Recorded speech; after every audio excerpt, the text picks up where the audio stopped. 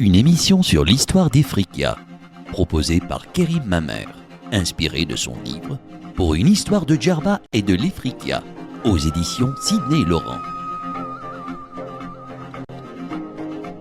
Avec la narration de Mouhib, sous une musique d'Altaï Band. Aujourd'hui, épisode 4. Les Vandales à Carthage. Une peuplade vandale régna sur Carthage de l'an 439 à l'an 533.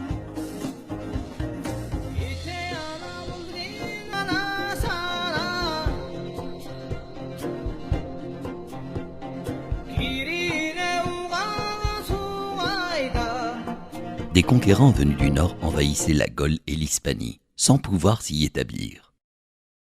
Ils se replièrent vers le sud, en l'Afrique du Nord.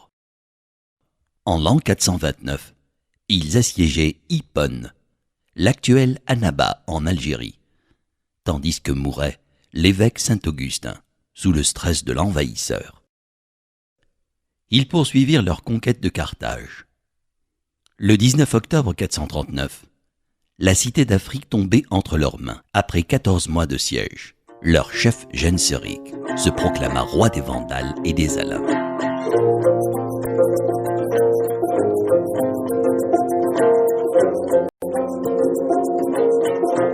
Les Vandales ont marqué leur nom et laissé une réputation qui a traversé les siècles. Monsieur Kerim Mamer, qui étaient les Vandales ? On a prétendu que les Vandales étaient des Vikings originaires de Scandinavie, en justifiant qu'ils viendraient de la province suédoise de Vendels. Or, les Vandales sont arrivés par la voie continentale et non pas maritime. Ils ont traversé la Gaule, l'Hispanie, sans s'y établir, et sont arrivés en Afrique du Nord. Donc, il est peu probable que les Vandales soient venus de Scandinavie. Ils furent probablement une peuplade germanique, et je pense que l'origine ne tient pas à la tribu, mais à l'état Wanden, qui signifie l'errance, pour dire les peuples en errance. Donc, la désignation serait plus liée à un sens d'adjectif qu'à un état de tribu ou autre. Y a-t-il une différence entre les Vandales et les Alains ? Les Vandales sont associés au peuple gothique et de leur opposition entre Visigoths et Ostrogoths. Les Vandales ont constitué des peuplades minoritaires avec les Suèves et les Alains, et ils sont réputés nomades, comme je vous l'avais dit, par rapport à la nomination allemande de ces Wanden, c'est-à-dire ces peuples en errance, qui viendraient de Silésie pour les Vandales et d'Europe orientale pour les Suèves et les Alains. Les Alains seraient peut-être les peuplades aryennes qui ont été rejetées d'Iran, le très puissant empire perse. Les Suèves se sont repliés vers l'Espagne du Nord, mais les Vandales et les Alains sont arrivés en Afrique du Nord. Ils ont pris Hippone en 429 et ils ont pris Carthage en 438, où ils ont composé le nouveau royaume des Vandales et des Alains. Un nouveau royaume vandale de Numédie régnait sur Carthage. Il prenait puissance sur un vaste territoire méditerranéen et côtier. Désormais, les Vandales contrôlaient la navigation maritime et menaçaient l'approvisionnement alimentaire de Rome. En 441, les empereurs romains d'Orient et d'Occident décidaient de rassembler leurs forces pour reprendre Carthage à Genseric. Une gigantesque flotte de 1100 navires et 100 000 soldats était rassemblée en Sicile pour sévir une nouvelle fois contre Carthage. Les circonstances sauvèrent la capitale d'Afrique. L'Empire romain subissait les révoltes de barbares. Les Goths et les Avars à l'est, les Visigoths à l'ouest, les Vandales au sud. Voici que les Huns menaçaient Constantinople et déferlaient sur la Gaule. Ils représentaient le danger le plus immédiat. Leur chef, Attila, était réputé fléau de Dieu. Là où ses chevaux passent, l'herbe trépasse. Les empereurs Théodose et Valentinien abandonnaient leur projet d'assiéger Carthage pour défendre Constantinople et stopper Attila. Après d'épiques combats, le général Éatus battait les Huns à la bataille des Champs Cataloniques en 450. La retraite romaine laissa à Genséric un répit qui lui permit de renforcer son royaume d'Afrique avec une armée d'élite et une redoutable flotte maritime. Il consolidait son assise d'État autour d'un vaste territoire, une capitale qui... Il promulguait l'arianisme dans un monde de polythéisme et d'influence chrétienne.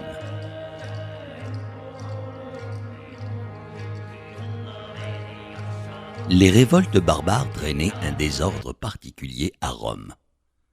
En 455, le général Éatus était assassiné par l'empereur Valentinien, lequel fut tué par le sénateur Prétone Maxime, qui, lui-même, fut assassiné. Le moment fut choisi par Genséric pour lancer sa flotte contre Rome. Dans la défaillance de pouvoir, et en voyant le débarquement à Ostie, le pape Léon le Grand implora Genséric de s'abstenir de tout massacre, tuerie et destruction, de se contenter du pillage des richesses. Rome fut pillée sans massacre. Un énorme trésor était rapporté à Carthage, ainsi que l'impératrice Lucienne Eudoxia. La princesse Eudocie fut mariée de force à Hunéric. Avec ce mariage, le fils Genséric gagnait des droits sur Rome. Pour sévir à nouveau contre Carthage, l'héroïque Majorien et le général Basilissus de Constantinople formèrent le dessein d'arracher Carthage aux Vandales. En 460, une gigantesque flotte était rassemblée à Carthagène pour faire voile sur l'Afrique. Genséric ne voulait pas de guerre. Il souscrivit à sa soumission et sollicita une trêve de 5 jours pour définir les conditions de sa reddition. Pendant la négociation, dans la nuit ténébreuse, les barques silencieuses, chargées de produits inflammables de feu grégeois, attendaient les grands vents pour enflammer de désastres maritimes toute la flotte romaine. Genséric poursuivait ses raids maritimes contre les ports de Nol, Naples et des îles grecques favorables à Rome. Il battait les dernières troupes romaines dans la bataille du Cap Bon en 468. L'effondrement des Romains avenait le pouvoir barbare des Goths. En 476, leur chef Odoacre renversait Romulus Augustulus, dernier empereur romain. Zénon, empereur de Constantinople, n'avait plus de choix que de signer un traité de paix perpétuel. Les historiens retiennent cette date de 476 pour indiquer la fin de l'Empire romain d'Occident.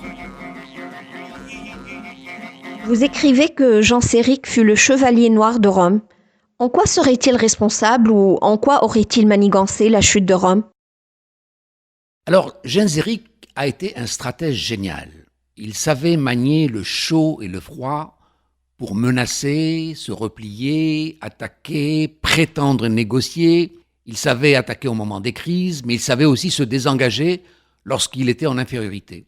Et donc, il se disposait à la négociation et même à la soumission ou à la démission pour démobiliser l'adversaire et modifier l'issue des combats, tandis que ses intentions restaient intactes. Alors, Rome devait faire face à de multiples invasions de ce qu'on appelait les révoltes barbares. Genséric régnait à Carthage, sur un vaste espace méditerranéen, avec une puissance insoumise à Rome, je veux dire, qui menaçait l'approvisionnement alimentaire de Rome. Et donc, en 441, les empereurs d'Orient et d'Occident se sont associés pour rassembler leurs forces et mettre fin à ce pouvoir de Carthage. Genséric se savait en infériorité, car il faut savoir aussi que les Vandales n'étaient pas nombreux et que les Berbères, c'est-à-dire les populations nord-africaines, ne leur étaient pas acquises. Les Berbères n'adhéraient pas facilement à ce nouveau pouvoir. Et donc Genséric savait apaiser, se disposer à la négociation, tout en ayant des intentions inchangées. Et les circonstances vont jouer en sa faveur avec l'invasion des Huns qui menaçaient Constantinople, qui déferlaient sur la Gaule Et donc, il y avait un changement de priorité. Il fallait agir vers le plus urgent, qui n'était plus l'Afrique de Carthage, mais la menace des Huns. Et donc, le général Aetius devait faire face à de nouvelles urgences pour déplacer ses troupes et vaincre Attila dans une cruelle bataille des champs cataloniques en Gaule. Tous ces événements affaiblissaient l'Empire romain, tandis que Genséric lui-même renforçait son royaume de Carthage. C'est quoi le saccage de Rome en 455?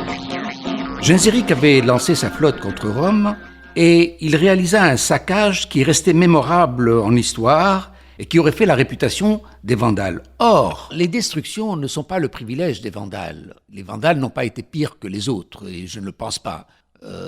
Tous les envahisseurs ont eu leur part de souffrance, d'oppression. Les Vikings débarquaient, terrorisaient, pillaient les richesses, et c'était leur méthode de guerre. Ils utilisaient la psychologie comme facteur de terreur, de peur du combat et de victoire en fin de compte. Le vandalisme est un concept plus précis associé à la destruction gratuite d'irrespect pour la chose publique. Alors, je ne connais pas l'origine exacte de cette identification du vandalisme, mais je pourrais émettre une hypothèse. Lorsque Genséric lance sa flotte contre Rome en 455, la cité est en incapacité de se défendre. Le pape Léon implora les Vandales de s'abstenir de massacres et de tueries. Genséric s'accorda un droit de pillage pour 14 jours, dans lesquels il se donnait le droit de piller les richesses de Rome. Et donc, il n'y a pas eu de massacre des populations, mais un droit de pillage légalisé pour voler la richesse. Est-ce l'origine du concept du mot vandalisme ou de la mauvaise réputation des Vandales ? On peut s'interroger. Est-ce que leur réputation n'était pas antérieure lors du déferlement en Gaule et en Hispanie ? Qui a donné cette mauvaise image des Vandales ? Là encore, il faut voir au niveau des historiens, du moment historique. Pourquoi Genséric a-t-il attaqué Rome? Est-ce une revanche de Carthage? Alors, je vous avais dit que Genséric était le chevalier noir du déclin de Rome. Effectivement, c'était un stratège qui savait exploiter les moments de faiblesse.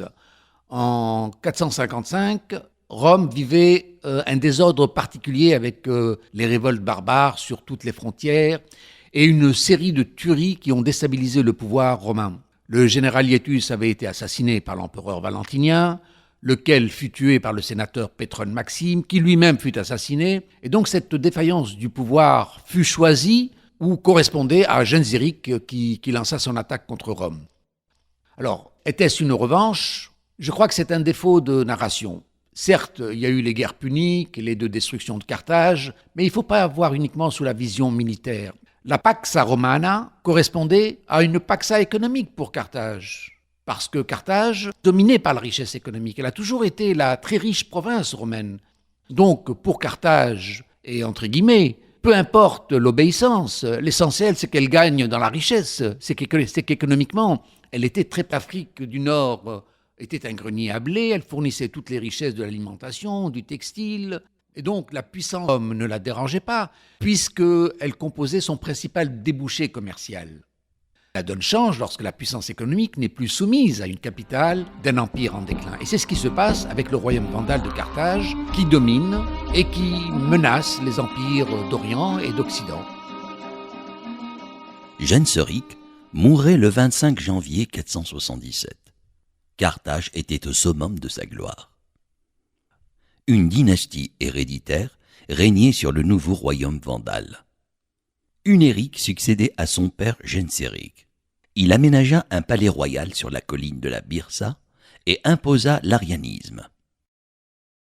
Il persécutait les chrétiens donatiens, nicéens, manichéens et répudiait Eudocia, son épouse chrétienne, en 472. Effrayée par le fanatisme religieux de son mari, elle s'enfuya à Jérusalem pour y mourir. En 484, Hunéric mourait de la peste, dans la détestation du témoignage chrétien. Les successeurs de la souveraineté vandale furent plus tolérants avec la Trinité, collaborant avec l'Empire d'Orient à la condition que le pouvoir arianiste n'était pas contesté. Les Vandales étaient donc arianistes. En quoi consiste l'arianisme et quelle était la religion des Nord-Africains à cette époque? L'arianisme tient une origine de la pensée islamique sur la nature de Jésus-Christ. Alors, les arianistes distinguent la personne de Jésus d'une forme supérieure de Dieu. Et cette doctrine avait été condamnée par le concile de Nicée en 325 et les arianistes avaient été dénoncés hérétiques. Je vous rappelle le concept de la Trinité sur la nature de Jésus-Christ, c'est à la fois le Père, le Fils et le Saint-Esprit, pour laquelle une sourate complète du Coran s'est prononcée. Néanmoins, ces débats autour de la nature de Jésus-Christ, une nature humaine ou une nature divine, a longtemps animé les débats, les conflits religieux et même les guerres en Afrique du Nord, avec les oppositions entre diophysistes, monophysistes. Elle justifia même l'intervention des Byzantins sur Carthage. Alors, quant à la religion des Nord-Africains, disons qu'ils étaient polythéistes. Les habitants de l'Afrique du Nord au VIe siècle n'avaient pas d'unité de croyance ou de religion, ni même de conscience collective. Il y avait d'innombrables croyances païennes de rites berbères justifiant les dieux Amon, Gurzel ou Sinéphéré, et il y avait encore des monothéismes réduits, des Hébreux, mais aussi chrétiens, des donatistes, des arianistes, des chalcédoniens, des diophysistes, que le christianisme s'empressa d'inclure. Quelles étaient les intentions de Justinien Ier? Je veux dire, comment subitement les Byzantins ont-ils décidé de monter une expédition sur Carthage? Alors je vais vous donner une réponse avec mes mots. Justinien a commencé son règne sous la peur. Il a failli être renversé, sur le point de fuir. Il a été sauvé in extremis par le général Bélisaire, et là, je crois qu'il a compris l'intérêt de la force. Il faut se prévenir du danger avec la force. Seule la force est dissuasive face à des adversaires qui étaient nombreux pour l'époque. Donc, la conquête de l'Occident devait contribuer à ce renforcement de puissance avec l'ambition de réunir l'Empire romain sous son autorité. Alors, il y a aussi de nombreuses motivations qui ont justifié l'intervention de Justinien. Il y a aussi la volonté religieuse d'imposer le monophysisme de Constantinople contre les arianistes de Carthage. Il y a encore les récentes victoires contre les Perses et la détermination du général Bélisaire. Toutes ces justifications ont décidé de l'expédition byzantine et des guerres contre les Vandales d'Afrique du Nord et aussi contre les Goths de Sicile et de Ravenne, qui devenait la nouvelle capitale de l'Empire après la chute de Rome. Gélimer avait envoyé ses troupes d'élite en Sardaigne pour punir la trahison de Gaudias. Avec le débarquement byzantin, il se retrouva affaibli. Il reconstitua à la hâte une armée de 11 000 guerriers. Le plan visait 3 corps armés pour y harceler les Byzantins, couper leur ravitaillement et leur possibilité de repli, et un affrontement final avec la force de cavalerie. Le plan pouvait se réaliser s'il n'y avait eu l'engagement furtif des chefs vandales et la défaillance psychologique de Gélimer. Le combat fut engagé dans la précipitation à l'Ad Decimum, actuelle Mégrine, sans attendre les renforts de Sardaigne. Les troupes vandales s'engagèrent de front avec la vigueur des chefs, qui furent tués aux premiers instants de la bataille. S'ils montraient l'exemple de vaillance, ils privaient l'armée de son esprit. Gélimer fut affecté par la mort des chefs, particulièrement son frère Amatas et son neveu Guibamon. Il suspendit la bataille pour l'éloge funéraire des vaillants combattants, tandis que les Byzantins réorganisaient leurs troupes. Autre erreur, Gélimer se repliait sur Boularegia et non pas Carthage, laissant ouverte la voie de la capitale. Bélisaire entrait à Carthage le 15 septembre 533 avec une facilité déconcertante. Il hésitait, croyant à un piège. Il occupa le palais royal et ne trouva d'opposition que les aboiements de chiens, qui n'appréciaient pas l'intrus. Il trouva même le repas préparé pour le retour du roi. La situation devenait absolument inédite. Bélisaire renforçait les fortifications intérieures de Carthage contre un siège intérieur et ouvrait le port maritime pour gagner les renforts extérieurs des cataphractaires, de la cavalerie lourde venant de Palerme et de Syracuse. Les Maures se soumettaient à la nouvelle domination des Byzantins, remerciant Dieu de leur délivrance et de la restauration chrétienne. Bélisaire leur répondit d'un bon accueil et les couvrit d'or, croyant les corrompre. Les Maures adoptaient une malveillante neutralité pour lâcher les Vandales, mais leurs oppositions se déchaîneront contre les Byzantins dans une brutale guerre des Massiles contre de pires oppresseurs. Quelles étaient les intentions de Justinien Ier? Je veux dire, comment subitement les Byzantins ont-ils décidé de monter une expédition sur Carthage?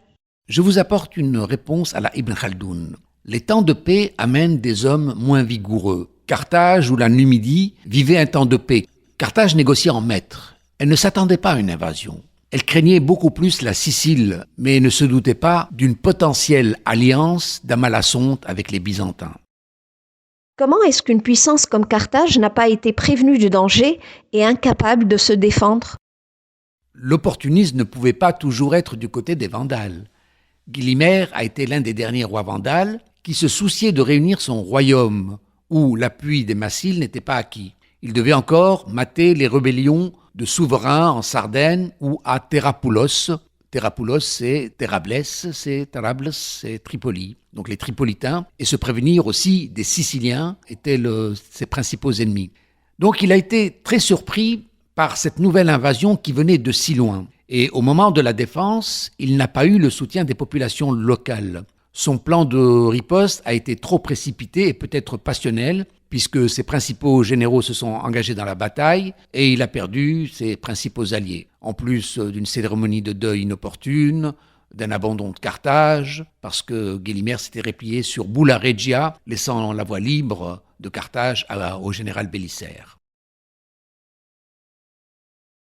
Gélimer comptait sur les troupes d'Hippone, les renforts de Sardaigne et l'appui des mercenaires, l'Aguatan, pour reprendre Carthage. Les assauts étaient sans espoir.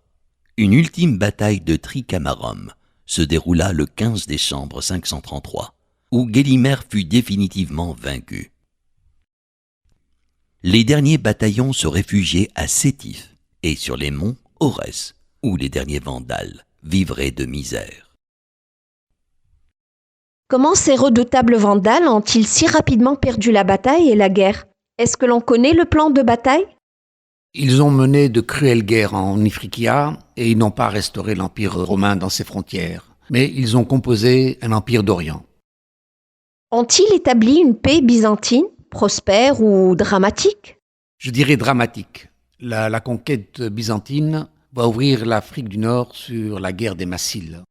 Qui sont les Massiles? Oui, on a oublié que les Ifriqiens étaient appelés Massiles. Vous savez, il y avait les Massaël, côté ouest de l'Afrique du Nord, il y avait les Massiles, en actuelle Ifriqiya, donc l'actuelle Tunisie, et il y a les Massarois. Massarois, c'est l'Égypte. Et les Maasai, vers le sud-est. Donc vous voyez que nous avons oublié ces appellations anciennes que l'on retrouve chez les auteurs contemporains de l'époque, comme Flavius Coripus, qui parle des Massiles. Et donc, dans mon livre, moi, j'ai restitué cette nomination des Massiles. Et à ce jour, uniquement en Égypte, quand on parle en arabe, on ne dit pas les Égyptiens, on dit le Massarois. Il y a une survivance encore de cette notion de Massile.